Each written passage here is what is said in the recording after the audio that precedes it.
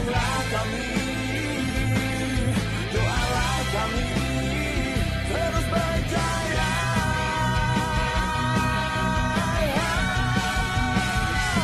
Rasuah dihina, maruah dibina, bersihkan negara dari rasuah durjana. Kamilah pemegang amanah negara, takkan dimungkiri kata keramat ini. Berani rasuah.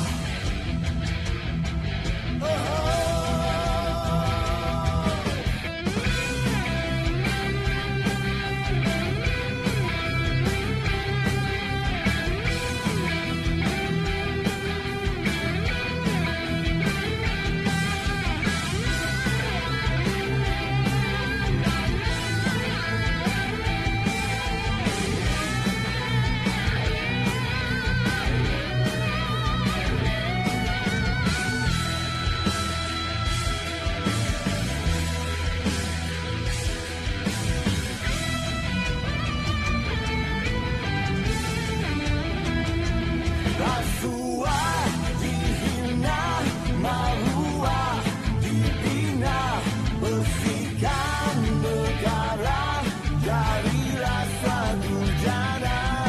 Kamilah pemegang amanah negara, takkan dimungkiri kata keramat ini. Rasuah dihina, maruah dibina, bersihkan negara dari rasuah durjana. Kamilah pemegang amanah negara, takkan dimungkiri kata keramat ini. Berani rasuah, berani rasuah. Kami seragam hitam, kami semua berjuang. Kami seragam hitam, kami terus berjuang.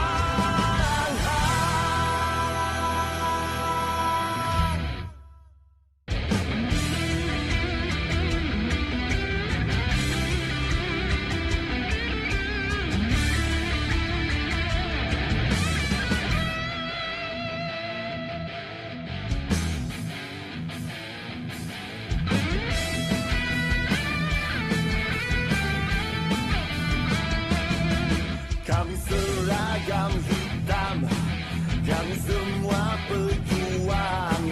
Kami seragam hitam, takkan gentar berjuang. Kami menentang pelaku rasuah, musuh negara, penghancur bangsa.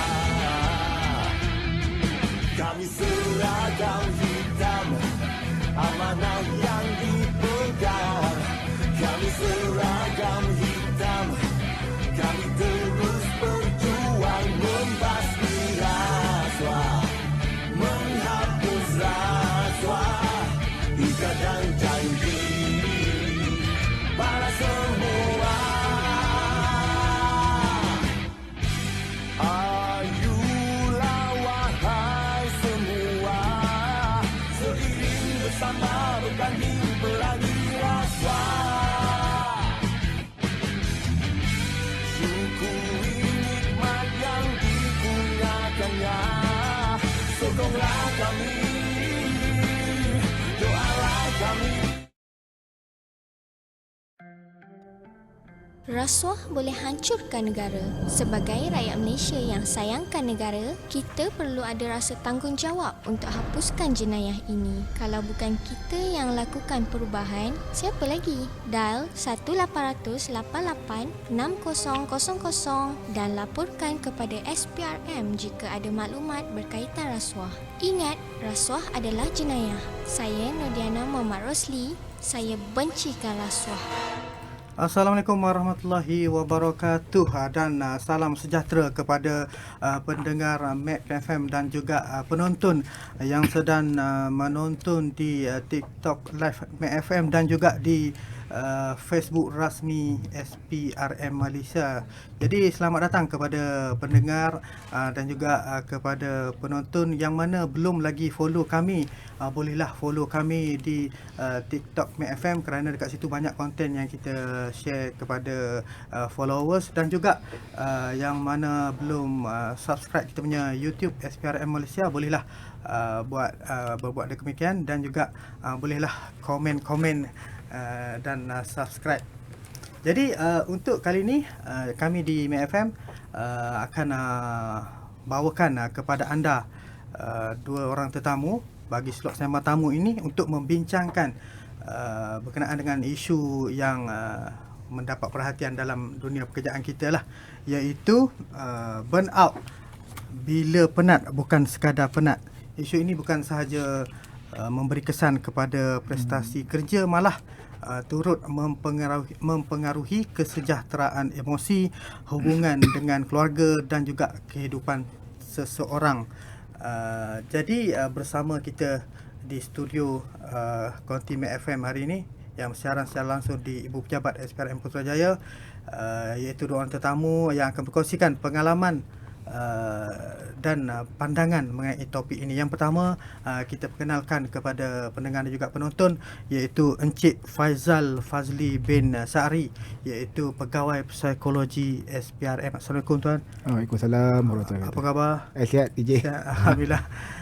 Dan juga kita bawakan Puan Nur Ashikin Bahari, iaitu Setiausaha 1 Persatuan Akrab SPRM. Assalamualaikum Puan. Waalaikumsalam warahmatullahi wabarakatuh. Terima kasih DJ Miza. Sama-sama. Selamat datang Puan. Terima kasih. Terima kasih dan juga kepada dua-dua tetamu lah kerana sudi hadir ke konti kita untuk perkongsian berkenaan dengan topik kita hari ini. Jadi sebagai permulaan tanpa membuang masa, saya mulakan dengan Encik Faizal terlebih dahulu. Boleh Encik Faizal kongsikan kepada pendengar berkenaan dengan pengenalan berkenaan dengan Encik Faizal lah kepada pendengar dan juga penonton, dan secara ringkas mengenai peranan Encik Faizal sebagai pegawai psikologi di SPRM. Okey. Terlebih dulu pertama kali saya ucapkan terima kasih lah pada DJ Mirza, kepada para pendengar di luar sana. Assalamualaikum warahmatullahi wabarakatuh dan selamat pagi. Saya Muhammad Faizal Fadli bin Sa'ari, pegawai psikologi di SPRM. Saya bertugas di bahagian khidmat pengurusan. Core kerja saya sekarang ni lebih kepada kompetensi pegawai SPRM dan juga kajian lah. Walau bagaimanapun, kita sebagai seorang pegawai psikologi, kita ada juga pembangunan lah, sesi kaunseling, sesi akrab dan juga lain-lain. Mana yang ni saya bantu kepada pihak SPRM lah. Seperti hari ini yang kita laksanakan bersama saya Puan Ashikin, SU 1 Akrab SPRM. So itulah antara kerja-kerja lah. Saya pun juga penjaga kadet lah yang sekarang ni tengah khusus di PLA nilai. Dan insyaAllah sekarang ni kami pun tengah sibuk dalam urusan pengambilan pegawai P9 lah. Dan insyaAllah 3 bulan nanti akan ada PAC berlangsung di 4 tempat yang akan dilaksanakan nantilah, melibatkan seramai 1,002 calon.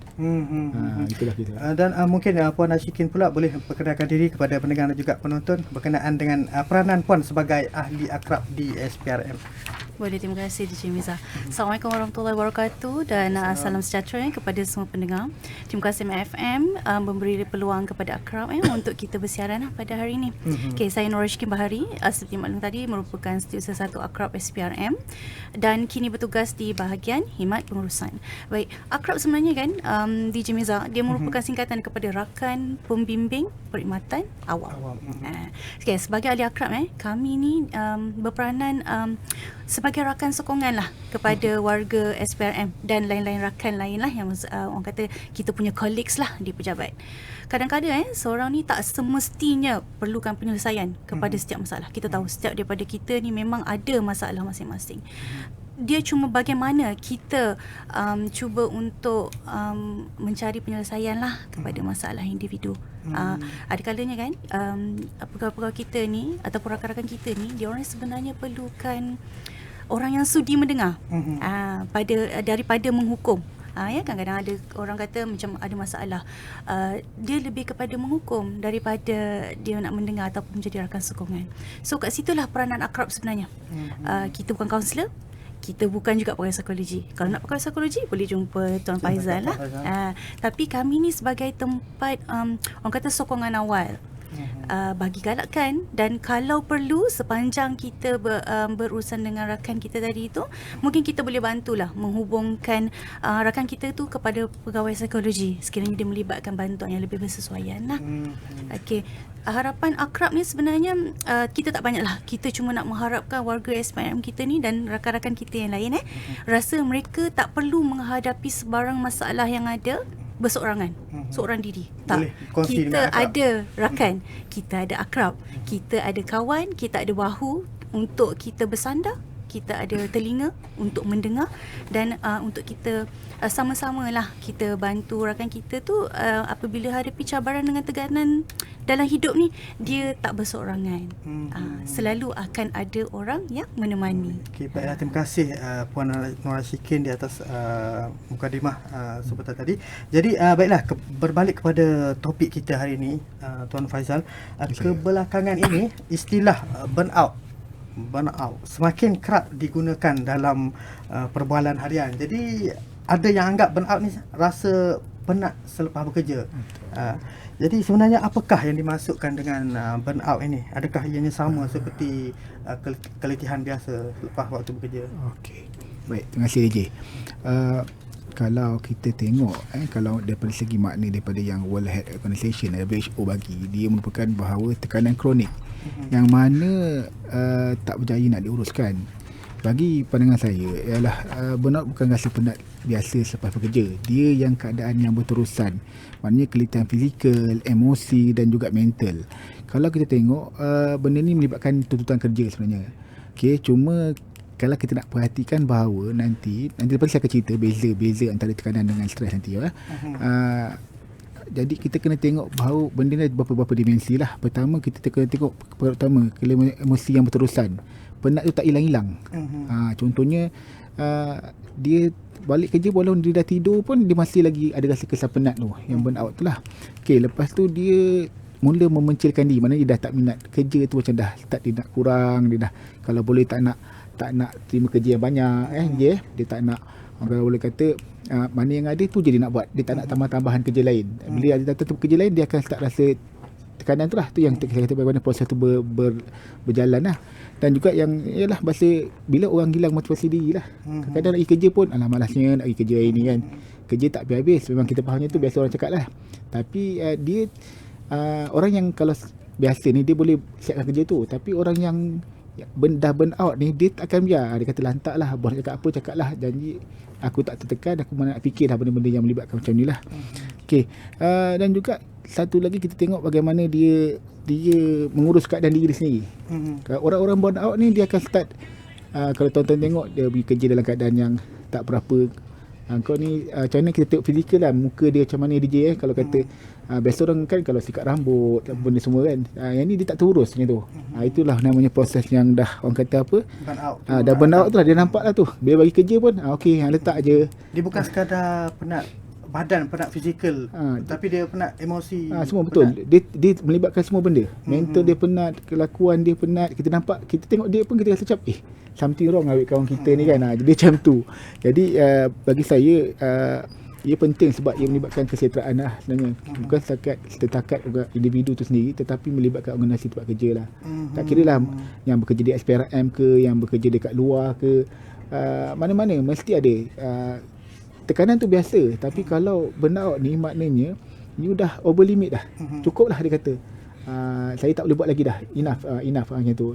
Kita risau bukan apa, bila tekanan ni dah start tak boleh dikawal jadi burnout, dan burnout pun tak boleh nak diuruskan, dia akan boleh jadi peringkat yang lebih teruk nanti. Mungkin ada peringkat orang kata boleh ke jadi gila, kata kemungkinan boleh ke bila jadi gila ni, boleh ke ada simptom apa benda-benda lain akan buat kita risau. Sebab sekarang ni kita tengok kalau peratus generasi sekarang ni, kalau kita tengok yang dibuat lah, kita tengok 40% generasi sekarang ni dia mudah tertekan. Generasi mungkin orang kata ada beza generasi, itu kita faham. Mungkin cara dan keadaan orang pada zaman dulu kita dibesarkan lain, sekarang ni lain, dengan teknologi, dengan apa kata media massa yang sangat-sangat kita yang banyak contohnya kan. Lepas tu kita lihat bagaimana yang terbaru ada kawan saya di JPM, Dr. Khairul, cerita pasal bagaimana fokus kita ni, kita tak boleh fokus satu benda terlalu lama. Sebab tu kalau kita sendiri yang dewasa ni tak boleh nak fokus, bagaimana dengan anak-anak kita kan. Jadi itulah keadaan-keadaan yang sedang dibincangkan lah, dan bagaimana kita nak bantu urus lah. Jadi bila burnout ni tuan-tuan, benda ni sangat penting kita urus, sebab mengekalkan kesihatan mental ni sangat perlulah. Tuan-tuan, sebab penting bagi individu mengekalkan kesihatan mental ni supaya dia boleh mengurus diri dia, bukan diri dia, keluarga dia dan juga dia punya kerja lah. Jadi mungkin pendengar dan juga penonton pernah merasa letih ataupun hilang semangat untuk bekerja kan. Jadi Tuan Faizal, bagaimana kita nak bezakan sama ada orang itu sekadar letih biasa kerja ataupun sebenarnya dah burn out pun dia tu. Tapi macam mana dia nak kita nak tahu perbezaan dia letih biasa ataupun memang dah burn out kan. Kita boleh lihat dalam beberapa kategori lah. Kalau saya tanya DJ lah, tanya DJ, lepas kerja ni masih penat ke, boleh urus sendiri ke, macam mana? Penat fizikal je lah. Penat fizikal lah. Maksud itu tekanan lah. Tapi kalau DJ dah sampai tak boleh nak urus, kata penat sangat ni, dah tak boleh nak uruskan, tak boleh DJ lagi, kita panggil dia dah laku secara kronik. Itu pertama lah, maknanya kawalan, maknanya benda tu berlaku sementara ataupun berpanjangan. Yang kedua, kita nak tengok masih minat kerja lagi tau ataupun dah hilang motivasi. Itu kedua lah. Dan yang orang kata penat, dari satu istilah dia penat tapi masih functional. Ataupun kalau burnout ni dia dah penat sampai nak buat benda pun, contohlah kalau kata masuk meeting pun malas lah masuk meeting, aku tak ada mood, macam tu contoh. Dan juga kalau kita balik kerja kita rehat, dah hilang tekanan tu. Tapi kalau saya kata tadi lah, you dah balik kerja pun masih penat juga, masih tak hilang, kata macam dah tidur pun masih juga ni, itulah kita panggil burn out. Maknanya kita dah tak boleh nak urus emosi kita, kita tak boleh nak urus kita punya cognitive belief, kita dah rasa macam terlampau apa benda ni kan. Jadi dia tak boleh walaupun dah berehat macam tu. Dan juga yang paling utama kita nak tengok kat sini ialah saya kata tadi lah, kalau tuan-tuan atau perempuan boleh urus lagi tekanan tu, itu kita panggil tekanan lah, stres lah. Tapi kalau dah tak boleh urus, dah cuba macam-macam pun, kata ada orang kata kalau penat tidur lah kan, kalau kata kerja banyak cuba kau rehat, pergi bercuti ke, dah balik bercuti ni, tapi kerja macam tak boleh jugalah. Itulah kita namakan proses burn out. Maknanya dia dah over the control, dia tak boleh nak control lagi you punya emosi you. Jadi tengok benda tu macam contoh lah rutin you kerja kan, dia pergi kerja dan katalah macam kita warga SPM mungkin banyak lah kan, melibatkan macam-macam kes benda semua kan. Kalau di luar sana tu dia punya beban kerja lain lah.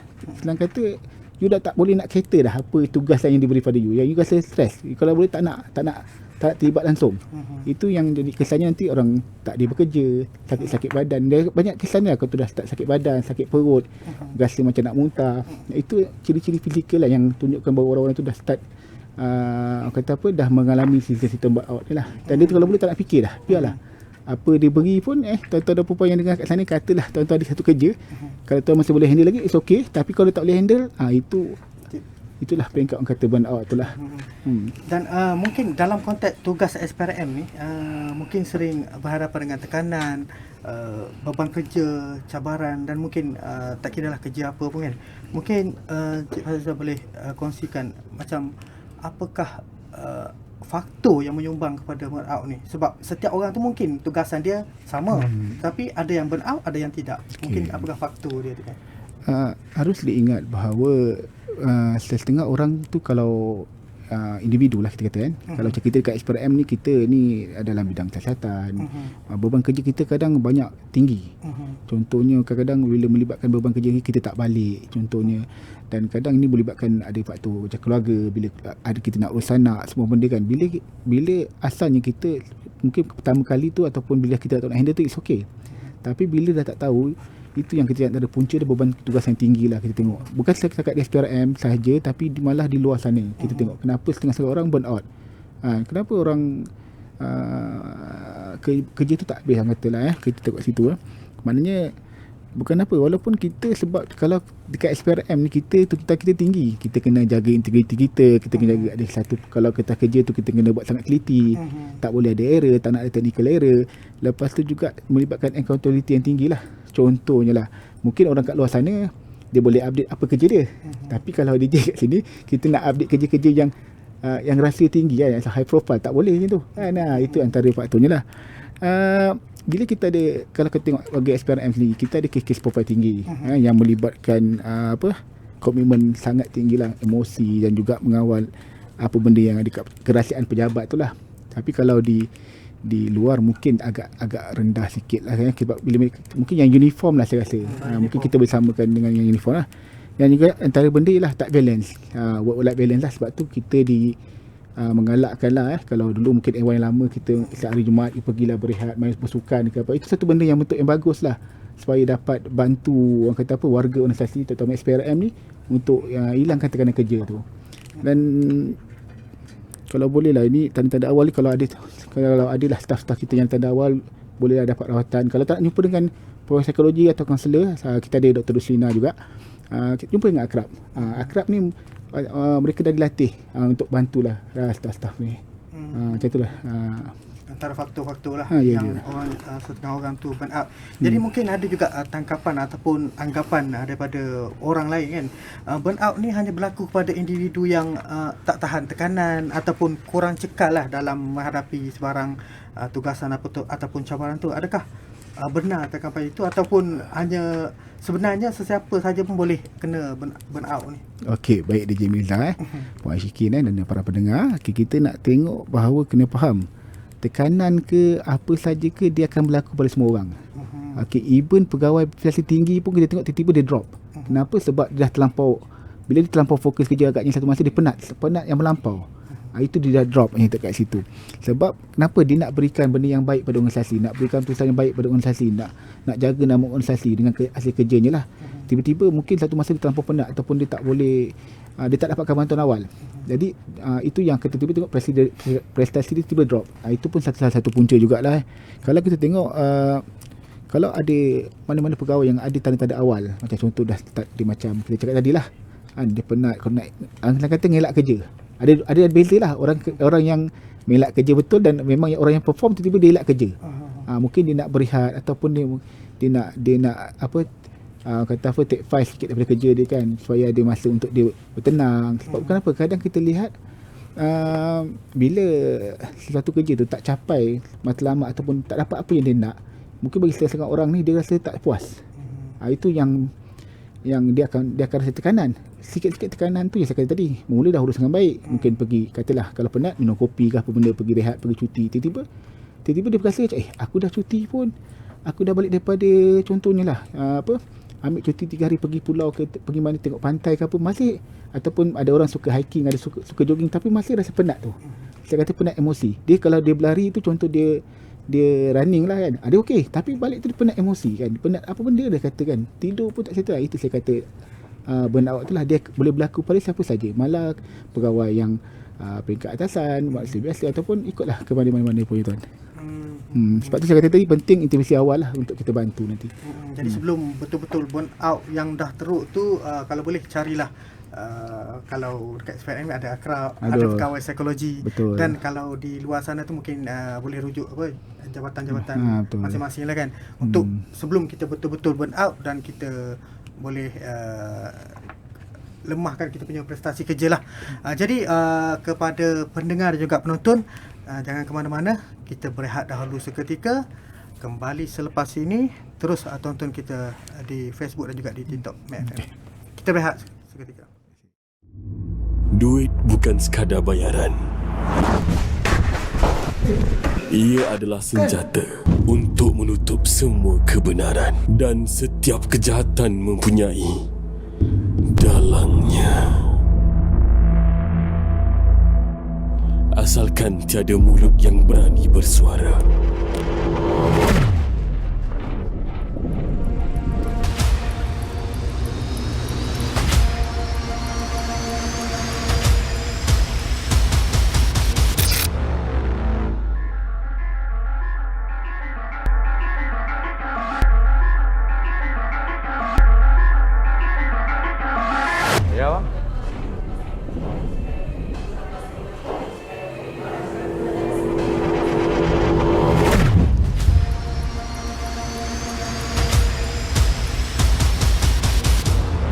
Apabila kau sedar, rasuah bukan sekadar dosa, tetapi pembunuh untuk masyarakat, bangsa dan keluarga kamu sendiri.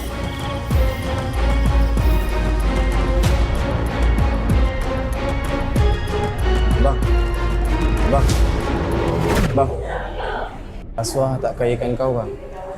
Dia rosakkan bangsa. Kalau hari ni kau pilih rasuah, mungkin esok lusa anak bini kau yang tanggung.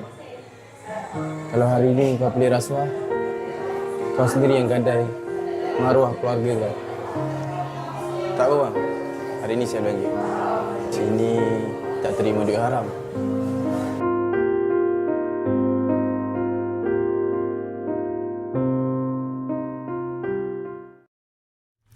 Kembali lagi bersama dengan saya Mirza di Mac FM, My Anti Corruption Channel. Dalam slot sembang tamu di mana Mac FM hari ini membawakan tetamu kita untuk perkongsian berkenaan dengan topik burnout bila penat, bukan sekadar penat. Jadi kepada pendengar juga penonton yang sedang mengikuti secara langsung, jangan ke mana-mana, tonton sehingga pada penghujung rancangan. Kerana apa? Kerana pada penghujung penghujung slot nanti kita akan sediakan QR code untuk diisi bagi mendapatkan sijil penyertaan lah. Jadi tanpa membuang masa, kita teruskan dengan perkongsian berkenaan dengan tajuk hari ini. Dan seterusnya saya nak bertanya kepada Puan Nor Ashikin. Boleh Puan? Okey, baiklah. Puan, berdasarkan pengalaman Puan yang sering berinteraksi dengan warga kerja melalui peranan sebagai akrab, apakah perubahan tingkah laku, emosi dan ataupun prestasi kerja yang biasa dapat diperhatikan apabila seseorang itu mula mengalami burnout? DJ Miza, macam ni. Apa yang saya perhatikan burnout ni, dia orang kata dia tak berlaku secara tiba-tiba. Perubahan tu biasanya dia ambil masa sikit demi sikit. Kalau macam orang dulu kan, kita kenal kawan-kawan kita dulu ceria. Tiba-tiba dah jadi pendiam. Oh, dia berubah. Dulu suka berbual dengan kita. Tapi sekarang dah suka menyendiri pula. So ada juga yang macam perubahan tu cepat marah. Kan? Kalau macam selalu ni tenang je orangnya kan. Tiba-tiba dah mula menunjukkan emosi-emosi yang orang kata lebih lah. Orang kata bukan diri dia. Itulah daripada segi kerja pula kita dah boleh nampak dah. Dulu macam sangat produktif. Sentiasa bagi tumpuan kan. Tapi sekarang dah macam tak berapa bersemangat nak buat kerja kan. So saya ni sebagai akrab kita ni kalau boleh kita nak ajak lah kita ni sebab kita semua ni lah sebagai rakan sekerja kita jadi lebih prihatin. So mungkin kita tak mampu nak selesaikan masalah semua orang, tapi kita boleh jadi apa tadi saya kata, kita boleh jadi rakan yang mendengar. So saya suka macam nak orang kata nak analyse sikit lah. Kita punya burnout ni dia macam telefon bimbit. Kalau macam telefon bimbit tu kita guna sepanjang hari, bila kita cas semula waktu malam, esok pagi bateri dah penuh. Tu kita boleh analogikan dia sebagai penat biasa. Tapi kalau macam burnout ni pula dia lain. Telefon tu kita dah cas semalaman, tapi bateri dia tetap habis, tak full. So maksudnya orang tu dia masih lagi rasa letih walaupun dah berehat. Kita faham lah macam kita kan dalam kita menjalani kehidupan kita seharian ni, terutama di kerja, di tempat kerja kan, kita ada KPI, kita ada tugasan kawasan, deadline kita lah so kalau kita panggil. Dan dalam masa yang sama juga ada kita ni tak lari daripada peranan kita tu sebagai ketua keluarga, penolong ketua keluarga, sebagai ibu, sebagai bapa. Ada masalah-masalah. Jadi tekanan yang bertubi-tubi macam ni lah ni yang mungkin memberi kesan kepada rakan sekerja kita tu lah. So kalau kata kita peranan kita tu sebenarnya boleh nampak lah perubahan sikap. Jadi macam bila kita sebagai rakan ni pertama sekali tu tak boleh jadi judgemental. Kan banyak yang kita boleh buat tu macam kita boleh buat macam approach yang bersahaja. Namun walaupun bersahaja tapi boleh membantu. Jadi rakan sekerja lah yang paling rapat, yang mungkin Betul. nampak perubahan emosi itu yang paling awal kan. Ya, betul Jadi DJ Miza. mungkin sekiranya rakan-rakan kita melihat benda tu kan, kadang-kadang mereka ni nak bantu kan, tetapi mungkin takut tersalah approach ataupun tersalah nasihat ke macam mana kan. Jadi pandangan puan, apakah langkah awal yang boleh dilakukan oleh rakan-rakan kita ni untuk tegur rakan-rakan ni tanpa membuat individu tu rasa tertekan ataupun dijudge kan. So, saya rasa kan ramai antara kita ni dah pernah berada dalam situasi yang macam ni. Kita nampak kawan kita berubah tapi kita tak tahu macam mana nak mula. Macam manalah kesian kawan kita tapi kita tak tahu macam mana kita nak mulakan bantuan kita tu ataupun nak memulakan perbualan. Pertama sekali saya nasihatkan, kita jangan mudah buat andaian. Kan, jangan kita terus bila kawan kita tu macam tadi kan perubahan sikap dia, dah tak committed lagi untuk buat kerja. Jangan cepat-cepat kita orang kata terus fikir rakan kita tu dah malas, kan, tak committed dah, lepas tu dah bermasalah, kan. Sebab apa? Kita tak tahu apa sebenarnya yang mereka lalui. So keduanya, kita mulakan dengan bertanyakan khabar secara ikhlas lah. Tak perlu soalan rumit pun. Saya bagi contoh, saya nampak awak macam penat kebelakangan ni, kan. Awak okey ke? Macam tanya, tu soalan dia tanya, santai, tapi orang kata mesra. So orang katakan kadang-kadang ayat yang ringkas macam tu sebenarnya pun dah cukup dah untuk buatkan seorang tu rasa orang kata dihargai. Dia kira jadi macam yang paling penting bila kita bertemu rakan kita tu, kita kena jadi orang yang lebih banyak mendengar daripada banyak bercakap. Bukan sebab tak semuanya masalah rakan dia perlukan kepada penyelesaian. Ada masa dia kan mereka hanya memerlukan seseorang untuk hadir, dengar, kan. Bahu macam saya cakap, bahu untuk bersandar, telinga untuk mendengar, kan, air mata untuk kita seka, kan, macam tu. So sokongan-sokongan yang macam ni lah yang sebenarnya amat bermakna untuk rakan. Kalau mungkin bukan untuk rakan kita pun, untuk diri sendiri, approach yang sama juga kita bukan gunakan untuk rakan. Saya rasa diri kita sendiri pun mungkin kita akan pernah mungkin berada dalam situasi yang macam terlalu penat, tak katalah burnout, mungkin terlalu penat, ataupun macam kita rasa macam kita perlukan seseorang untuk kita meluahkan perasaan. Inilah di antara peranan-peranan yang kita ada, approach yang kita boleh buat. Dia santai, ajak minum kopi, dia kadang-kadang tak perlu langkah yang terlalu besar, kan. Langkah yang kecil, perbualan yang kecil itu lama-lama bila menimbulkan keselesaan, buatkan rakan kita tu boleh mudah meluahkan perasaan tu pada kita. Jadi kita pun macam saya kata tadi, kita tak perlu, kita sebagai rakan yang berhasrat untuk membantu tu, tak perlulah kita jadi terlalu judgemental, nak diagnosis apa masalah dia, tapi lebih kepada rakan yang mendengar, yang saya akan berada di sebelah awak, saya akan berada di belakang awak, menyokong awak sentiasa. Itulah dia peranan kita sebagai rakan. Puan, mungkin kita ni selalu dengar akrab kan. Jadi mungkin ramai yang tak tahu apakah peranan ataupun lebih dalam berkenaan dengan peranan akrab ini sendiri. Macam puan kata tadi, akrab dengan pegawai psikologi ni lain. Ya, betul. Dan peranan dia lain. Mungkin puan boleh jelaskan apakah fungsi akrab dan bagaimanakah akrab ni dapat membantu pegawai SPRM ataupun di luar sana yang sedang berhadapan dengan tekanan ataupun burnout ni. Betul. Okay, ramai sebenarnya dah kenal akrab kan, dengar akrab. Akrab ni apa? Kadang-kadang orang tanya, akrab rapat ke? Kan, dia punya sinonim orang kata kan. Tapi mungkin lah ada antara kita tu yang belum betul-betul orang kata faham lah apa peranan akrab ni kan. Sibuk-sibuk je ke? Bukan. Kita ni sebenarnya akrab tu, macam saya sebut di awal tadi, ialah rakan pembimbing perkhidmatan awam. Peranan kita ni ialah sebagai barisan sokongan awal kepada rakan-rakan, kepada kawan kerja.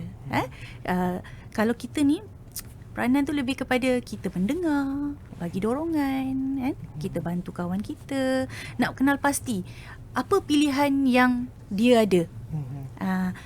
Macam saya kata tadi, kita bukan nak menyelesaikan masalah. Tapi lebih kepada bantu kawan kita tu untuk dia mencari jalan keluar dia sendiri. Sebab kalau betul kita rasa macam kata meletakkan diri kita tu dengan rasa empati tu kan, empathy tu, kita kadang-kadang bukan nak orang macam menyelesaikan masalah kita pun. Sekurang-kurangnya macam bila kita berada di dalam, meletakkan diri kita dalam situasi kawan kita tu, sekurang-kurangnya macam kita boleh bagi dia fikiran yang jernih, perasaan yang tenang untuk dia menilai semula apa masalah saya sebenarnya, apa penyelesaian ataupun moving forward ni, apa yang saya kena buat, kan? Kita ni tak nak orang kata apa, kawan kita tu ataupun diri kita ni bersedih bersendirian, sorang-sorang lah sedih. Gitu kan, kita tak nak. So kalau macam untuk rakan-rakan dalam perkhidmatan awam ke ataupun di luar sana, kita sebagaimana kita nak rakan yang sentiasa ada dengan kita, not to say memahami, sekurang-kurangnya mendengar apa yang kita cuba sampaikan, itulah dia fungsi akrab. Kita ada, so kita takkan biarkan rakan di pejabat kita ataupun sesiapa yang berdekatan kita, orang yang kita sayangi itu menghadapi masalah ataupun bersedih sorang-sorang. Kita lah rakan yang rapat tu, yang akrab itu. Itu akrab kan. Peranan dia, betul, peranan dia. So bila akrab ni pula, kita dalam kita mengharungi, macam tadi kan Cik Faizal ada maklumkan, ahli akrab ni kita dah dilatih lah untuk kita tengok situasi. Bila sampai mana ke peringkat yang kita rasa kritikal, dia bukan lagi bercerita tentang sokongan emosi ataupun sokongan perasaan, dia dah lebih kepada isu lain, kesihatan yang lain, contohnya kesihatan mental. Jadi kita di peringkat akrab ni, mungkin kita boleh orang kata cuba mendorongkan pegawai ni kepada pegawai psikologi untuk mendapatkan sokongan yang lebih profesional lah. Kita kadang-kadang kita cuba juga ubah stigma rakan-rakan kita ataupun yang bertemu dengan pegawai psikologi ni, dia rasa macam saya tak gila, kenapa saya kena jumpa dengan pegawai psikologi kan? Bukan. Tu saya kata tadi, dalam tempoh sepanjang kita berurusan dengan kawan kita tadi tu, berbual dengan kawan kita tu, kita boleh tengok dah kecenderungan pegawai kawan kita tu, rakan kita tu ke mana. Mungkin ada sesuatu yang lain yang bukan akrab boleh handle, bukan dalam lingkungan kuasa ataupun dorongan akrab, tak memadai, dah kena mendapatkan sokongan psychological, orang kata clinical psychology. So dari sinilah kita pujuk, kita dorongkan, cakap untuk dapatkan bantuan yang lebih profesional, supaya apa tu tadi kita kata, kembalikan semula keyakinan pegawai kita dia, rakan kita tadi tu kan, untuk dia yakin, ya, saya tak berseorangan, saya boleh dibantu. Macam tu. Jadi itulah dia sedikit sebanyak berkenaan dengan perkongsian daripada Puan Nur Ashikin berkaitan dengan peranan akrab dan mungkin sedikit berkaitan dengan poin-poin yang dapat pendengar dan juga penonton ambil. Jadi sebenarnya kita ada beberapa lagi soalan, cuma kita berehat dahulu seketika. Kembali selepas ini terus menonton dan mendengarkan Mac FM My Anti Corruption Channel. Murid semua senyap. Cikgu dan anak semua tulis karangan bertajuk Malaysia dalam 100 tahun akan datang. Tulis semua sekarang. Bosanlah. Pada tahun 2100. Woi, apa satu ni?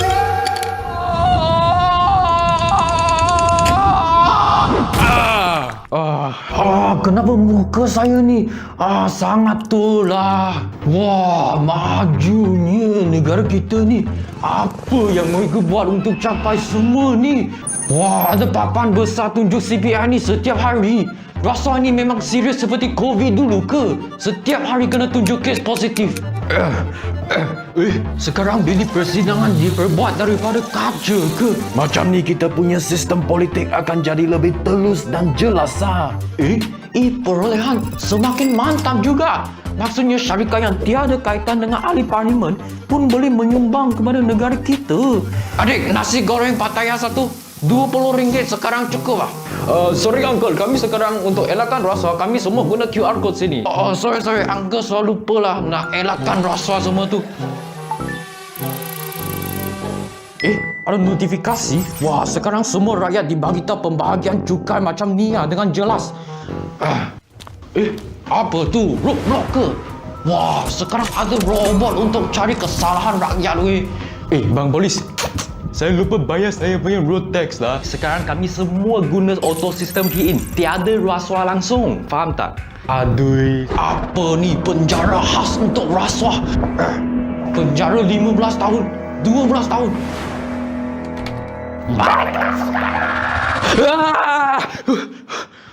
Dah siap. Sangat bagus. Memang tak sepatutnya rasuah lah. Balik lagi bersama dengan saya Mirza di Mac FM My Anti Corruption Channel. Bersama kita hari ini dalam slot sembang tamu dengan tajuk Burnout Bila Penat Bukan Sekadar Penat. Jadi terima kasih kepada pendengar Mac FM dan juga penonton yang menonton di TikTok live MACCFM. Yang mana belum follow boleh follow. Yang menonton dekat Facebook rasmi SPRM boleh juga follow kami di TikTok Mac FM. Dan kalau anda ada soalan ataupun pertanyaan, bolehlah turunkan komen di TikTok ataupun di Facebook rasmi SPRM. InsyaAllah kalau sempat saya bacakanlah. Jadi seterusnya tanpa membuang masa, kita tadi Puan Nur Ashikin dah perjelaskan peranan akrab dan sebagainya lah. Dan seterusnya kita beralih kepada Tuan Faizal pula. Tuan, masih ada individu yang merasa malu ataupun takut untuk nak dapatkan bantuan daripada pegawai psikologi kerana bimbang orang pandang negatif dan sebagainya lah. Jadi kenapa stigma ni ataupun rasa ni masih wujud? Bagaimana kita boleh mengubah persepsi ni bahawa nak dapat bantuan daripada pegawai psikologi ni bukanlah orang tu lemah ataupun satu kelemahan? Okey. Terima kasih DJ Mirza. Nak jawab ni kena tarik nafas dulu. Sebab benda yang sangat, kata soalan yang sangat-sangat penting lah. Selalu diutarakan, selalu diperdebatkan. Sebab kadang bila orang datang, macam kita lah, kita datang jumpa, kalau kita tak faham, kalau cikgu kita tak faham, kata apa, boleh dijelaskan. Tapi bila jumpa kaunselor dia ada satu stigma. Dia masalah mental ke, tak sihat ke kan. Sebenarnya benda-benda ni benda yang lama lah. Tapi Alhamdulillah sekarang kita dah ada pelbagai inisiatif. Kita dah ada yang boleh jumpa kaunselor secara online kan. Kalau takut kadang ada yang tak nak tunjuk muka apa benda untuk dapat aratan awal lah. Tapi yang paling penting kita bagi analogi macam ni. Bila kita sakit, demam atau apa pun, kita akan jumpa doktor. Doktor akan bagi ubat dan kita akan baik. Tapi balik kesihatan mental ni, saya cakap tadi, kita akan jumpa pegawai psikologi, kaunselor untuk bantu. Bukan apa, sebabnya kadang-kadang kita tak jumpa apa jawapan kepada masalah kita. Bila datang jumpa kaunselor ni, tiba-tiba dia cakap, kaunselor cakap sikit je, dah okey. Kenapa? Sebab itu teknik-teknik lah dalam kaunselor, dalam seorang pegawai lah. Bila jawatan pegawai psikologi diwujudkan di semua kementerian 2007 dulu, kita tukar kepada pegawai psikologi. Sebelum ni pada juga kita nak besarkan lah ni, kita kata ni isu-isu yang ada bukan saja di pendapat awam, malah di masyarakat juga. Bila pegawai psikologi tempatkan, kita lihat kadang kita terpaksa cari orang untuk datang, ada masalah ke, ataupun terpaksa buat program. Daripada program tu pun kita dapat klien, kita panggil klien lah kalau dalam psikologi kaunseling lah. Cuma kita kena faham bahawa setiap pegawai psikologi atau kaunselor ni dia terlibat bawah atas.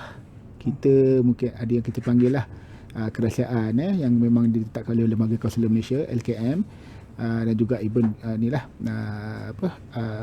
jawatan keterawal lah, bahagian pengusaha psikologi lah. Sebab bukan apa, kadang-kadang ada benda yang rahsia lah. Contohnya kita lihat macam pelbagai isu, bukan setakat burnout je, ada kewangan kebutuhan yang serius. Dulu kita ada, sebab tu kita keluarkan 60-40 punya ni. Kemudian kita lihat pada, sebab melibatkan kadang prestasi juga. Sebab tu bila bahagian pengusaha psikologi keluarkan benda-benda macam tu, penting sebagai nak guideline kepada bagaimana kita proses tu. Sebab tengah orang takut jumpa kaunselor, kata-katanya soalan datang jumpa kaunselor ni, nanti kau ada kena buka fail, kau gila dia kata. Buka fail siasat. Tidak sebenarnya. Bila sebenarnya kadang orang datang, contohnya lah, ada setengah-setengah pegawai datang jumpa kita bukan sebab dia ada masalah pun. Dia datang kadang dia sekadar nak borak, tuan, contohlah nak borak sikit tuan, dia kata kenapa, saya nak dapatkan ni macam nak bertukar kerja contohnya kan. Itu antara sebabnya lah. Jadi jangan risau jumpa kaunselor atau pegawai psikologi ni. Tak ada kita di perkhidmatan percuma saja. Tak perlu bayar pun sebenarnya. Kadang sebab tu kadang bila kat luar ada yang yang bukan penyawat awam kita beruntung kan kalau seorang penyawat awam, kalau diorang terpaksa jumpa psikologis ataupun klinikal psikologi yang kadang-kadang kalau nak jumpa kat hospital pun klinikal psikologi tu kena ambil masa. Tapi insyaAllah di kementerian-kementerian yang kita ada, contoh even SPRM ni, datanglah. Kalau pegawai itu free, kita tetapkan slot, you datang. Jangan risau, tidak ada nama, kata kita takut nanti nama naik ke atas pula kan. Sebab tu kita kata kaunselor ni dia ada terlibat dengan akta lah, kerahsiaan pentingnya. Sebab tu kata apa, bila orang banyak berkongsi, kita akan lebih baiklah, masyarakat akan lebih cakna. Dan orang kata apa, kita bantu lah sebenarnya. Bukan sebab kesihatan mental ni dia bukan kena makan ubat. Ubat bukan pil ke cecair kan. Dia lain, dia kena ada satu perubahan tingkah laku, dia kena ada pertukaran. Itu proses-proses dia lah. Yang itu sebab tu dari hasil kaunseling kita diajar, yang mana pegawai kaunselor atau kaunselor kita diajar teknik dan pelbagai teknik cara lah untuk bantu klien lah. So jangan takut berjumpa kaunselor. Baiklah tuan, mungkin orang tu tak tahu bilakah masa yang sesuai untuk dia jumpa pegawai psikologi ataupun pegawai profesional untuk dia kongsikan, sama ada di peringkat awal ke ataupun dah rasa macam dah tak boleh go dah. Bilakah masa sesuai tu? Okey. Kalau saya bagi tadi analogi tadi, kita demam. Ada orang jenis yang rasa tak demam terus makan ubat. Tapi ada orang jenis dah demam teruk baru makan ubat. Okey, dalam berjumpa kaunselor ni kita cakap kalau lagi awal lagi baik sebenarnya. Lagi awal lagi baik. Kan? Sebab tu kita cakap bila lagi awal kita dapat bantu punca dia apa benda, kita kena pasti punca dia apa benda tuan-tuan ada perempuan kat luar sana dan juga even kata paling penting ni lah pegawai SPRM ni lah sebab orang kata bila mendapat keterangan awal ni kita tahu bagaimana nak kereta pada awal. Sekarang bila dah teruk, contohnya bila you dah terlampau burn out, kalau kata you dalam kita katalah you tertekan, kita boleh handle kat situ. Tapi kalau you dah teruk, kita kena satu proses yang lebih panjang untuk bantu diorang ni. Sebabnya intervensi awal ni kita panggil intervensi lah sebab bila setengah pegawai yang mengalami masalah, kita kalau dalam kaunseling kita ada proses-proses dia. Mula proses kita kata apa, berkenalan dengan benda repo lah dia istilahnya kan. Sama juga bercakap, dia pun akan buat benda yang sama juga.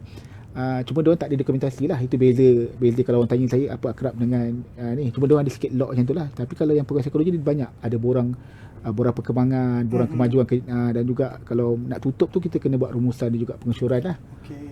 Dia banyak proses lah. Sebab tu orang kata apa tadi, dia bukan sebab tu kadang orang kata kenapa proses sesi kaunseling ni lama kan. Ada yang dia bergantung kepada individu.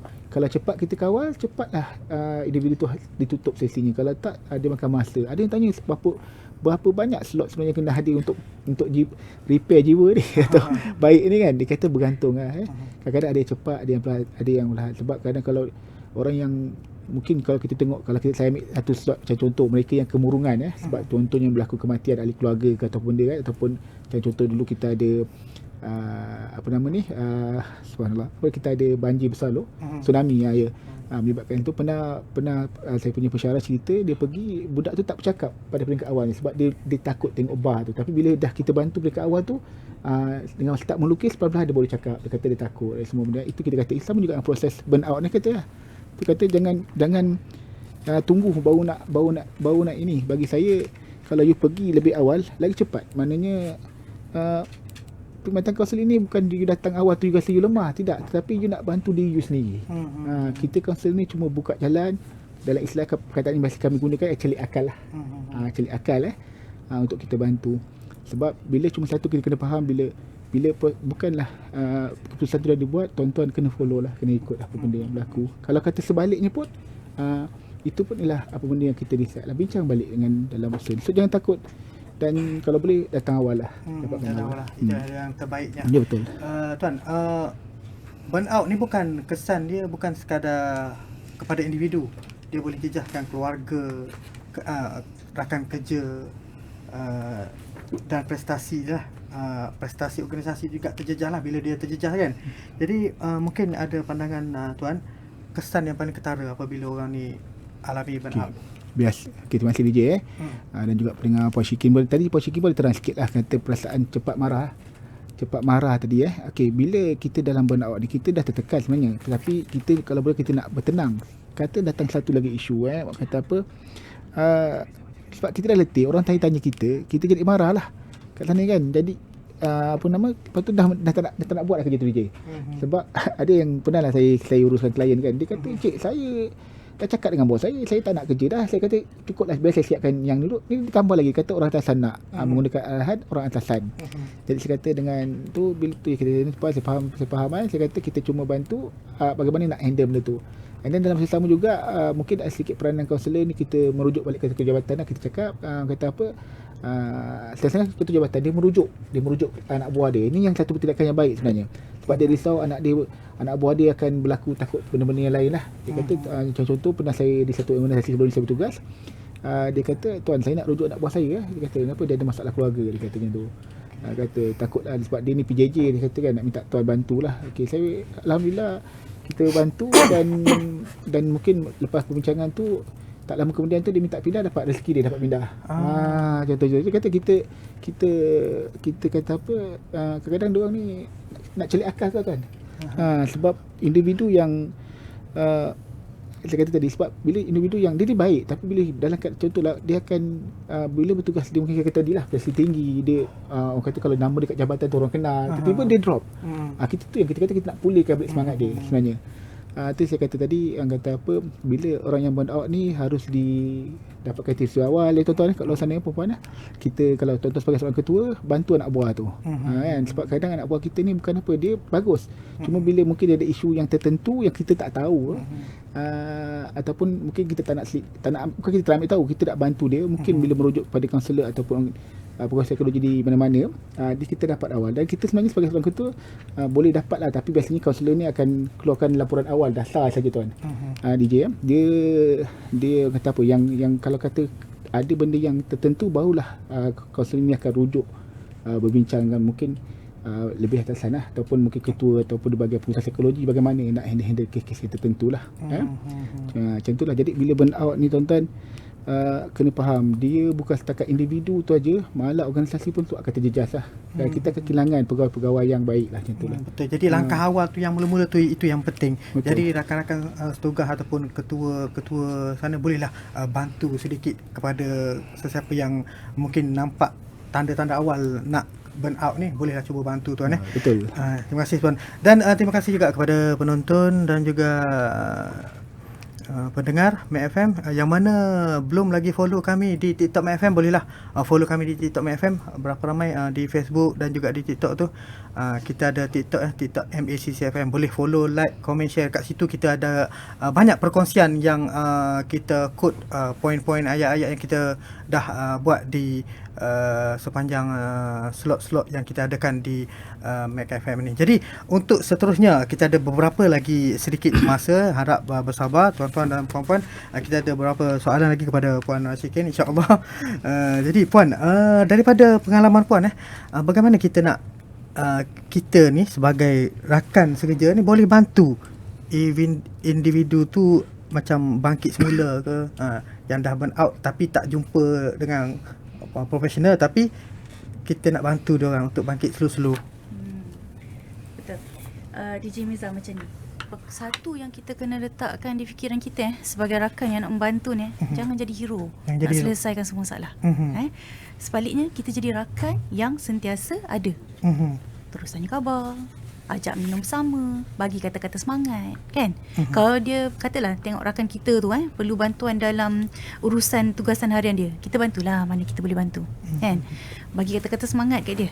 Yang paling penting, jangan menghakimi. Jangan judgemental, gitu kan? Kadang-kadang orang yang burn out ni, kalau kawan-kawan kita tu, dia tak perlu pun nak nasihat yang panjang berjela. Dia cukup lah orang tu dia dapat buat rakan kita tu rasa, saya tak bersorangan, saya ada kawan. Gitu kan. Ada juga orang yang ambil berat berkenaan dengan pasal saya ni. Itu dah cukup dah sebenarnya bagi kekuatan untuk dia untuk bangkit semula. Tahu. Lepas tu saya percaya jugalah proses untuk bangkit semula ni, dia tak mungkin boleh berlaku dalam masa sehari. Sebagai rakan sekerja yang kita ni, bantu dia melalui benda-benda yang macam kecil-kecil, tapi konsisten. So satunya, pertama, kita terus tunjukkan yang macam kita ni mengambil berat dengan rakan kita tu. Keduanya, jangan mudah berandaian. Kan, nak menilai seorang tu malas, tak committed gitu kan, sebab kita tak tahu kan apa yang sebenarnya mereka lalui. Ketiga tu, kalau mereka perlukan bantuan kerja yang munasabah, kita bantulah ikut kemampuan kita. Gitu kan. Yang keempat tu, mungkinlah kita boleh galakkan mereka tu kalau ada macam peringkat yang lebih kritikal kan, dapatkan bantuan lah daripada pegawai psikologi, ataupun hubungilah rakan-rakan akrab yang ada di SPRM ini ataupun di mana-mana jabatan-jabatan lain. Saya percaya dekat SPRM sendiri, setiap bahagian dan negeri ada rakan-rakan yang boleh membantu kawan-kawan kita yang dalam kesusahan ataupun dalam menderita emosinya. Kan? So yang paling penting, kita sebagai rakan sama-sama kita wujudkan suasana kerja kita tu, suasana yang selamat, sampai orang boleh cakap, saya tak okey, saya perlukan bantuan. Kan? So kadang-kadang ayat-ayat yang macam tu lah tu, dia memulakan langkah pertama kepada pemulihan kan. So kita tak perlu melalui semua cabaran seorang diri. Sentiasa berani untuk dapatkan sokongan, dan kita sendiri menjadi penyokong kepada orang lain. Macam tu DJ. Terima kasih Puan. Dan mungkin sebab kita ni banyak luangkan masa dekat pejabat kan. Jadi selain daripada individu itu sendiri, penyelia ni mainkan peranan yang sangat penting lah dalam membentuk budaya kerja yang sihat lah. Jadi mungkin pandangan daripada Tuan Faizal, apakah tindakan mudah bagi penyelia, tindakan mudah tetapi berkesan untuk bolehkan seseorang penyelia itu bagi mengurangkan ataupun membantu di kalangan anggota pegawai di bawah dia. Okey, terima kasih DJ. Sebenarnya kalau kita tengok mana-mana pun organisasi dia ada ketua. Okey, jadi peranan ketua ni sangat besar sebenarnya, bagaimana membantu anak buah ataupun rakan sekerja yang lain. Sebab penting kita kena ingat bahawa tanpa organisasi, tanpa pekerja, dia takkan boleh bergerak lah. Dia takkan boleh berfungsi dengan baik, maksimal, functional dia takkan ada lah. Okay, jadi kat sini mudah aja. Macam tadi Puan Syiki pun dah terang contohnya kan.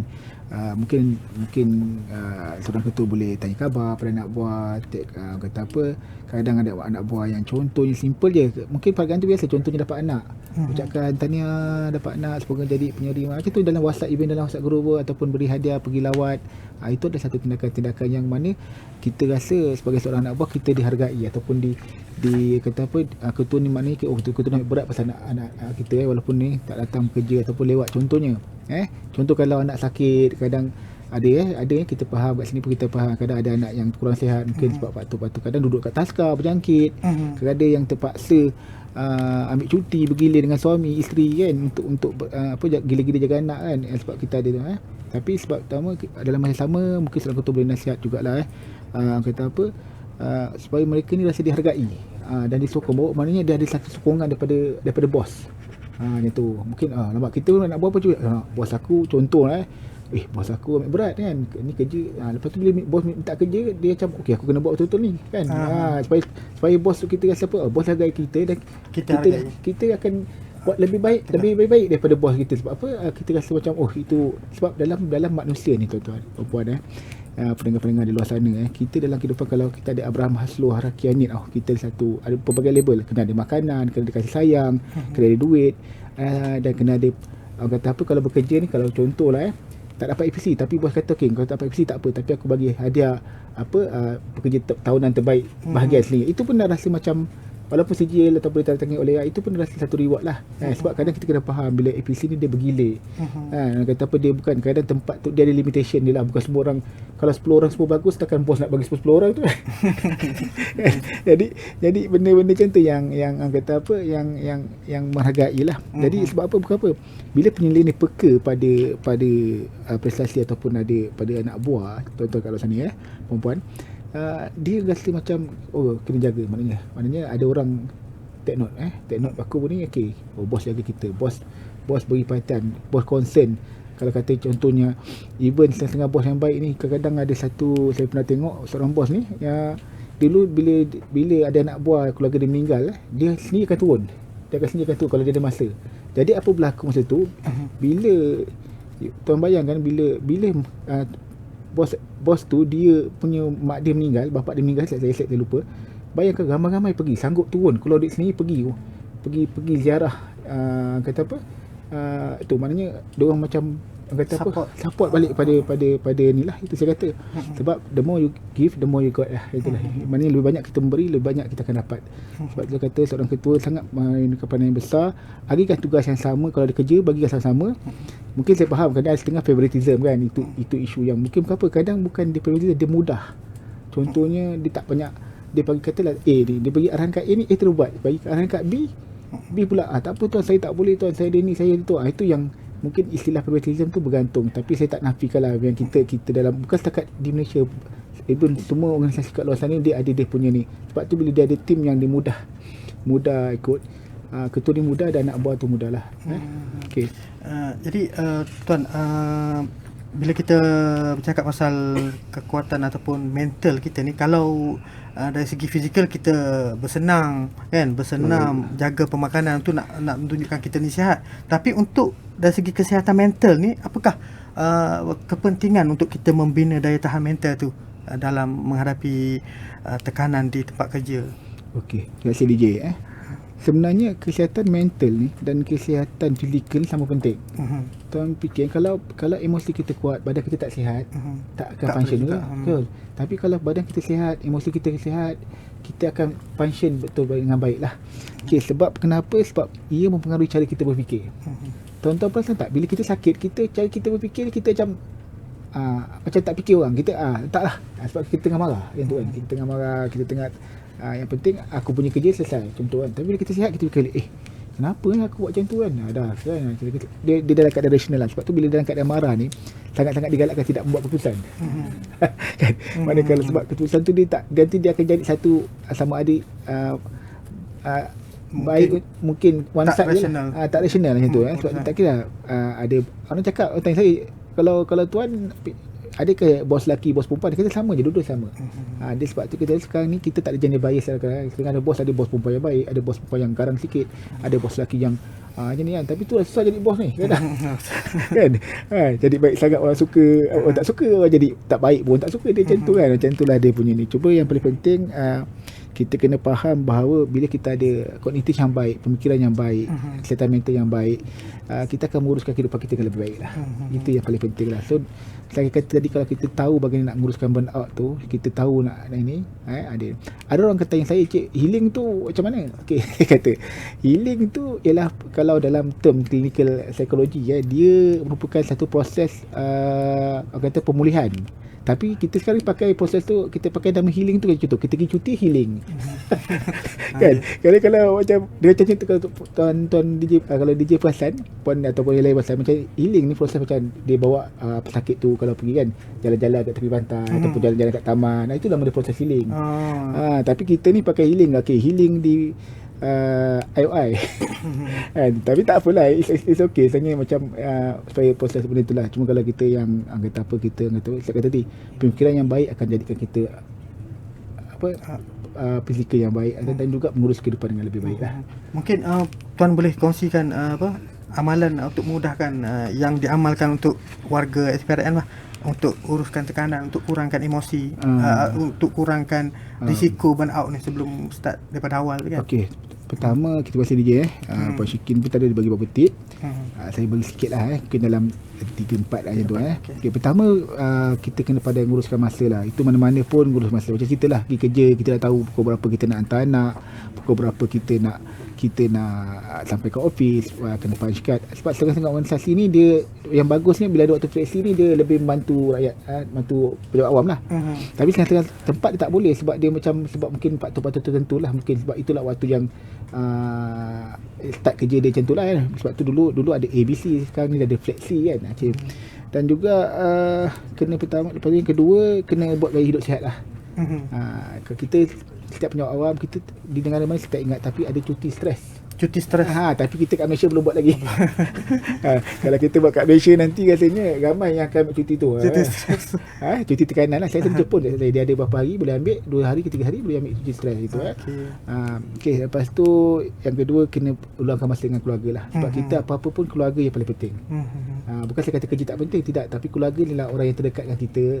Bagi yang kata apa, kalau yang belum berkahwin dengan mak ayah ataupun adik-beradik, tapi kalau kahwin ni dengan isteri, dengan anak, luangkan masa. Sebabnya bila kita sebab tu dia kata, ada yang cakap Ibu pernah kalau tengok DJ kita pernah tengok dekat memes ke apa benda kan, balik pukul 5 dia kata bukan organisasi akan jaga kau pukul lepas pukul 5, tidak macam tu, maksud dia gitulah. Itu bukan orang yang tak puas hati lah. Tapi maksudnya luangkan masa dengan keluarga lebih banyak lah. Dan yang paling penting, rakan sekerja juga penting, bina hubungan yang baik.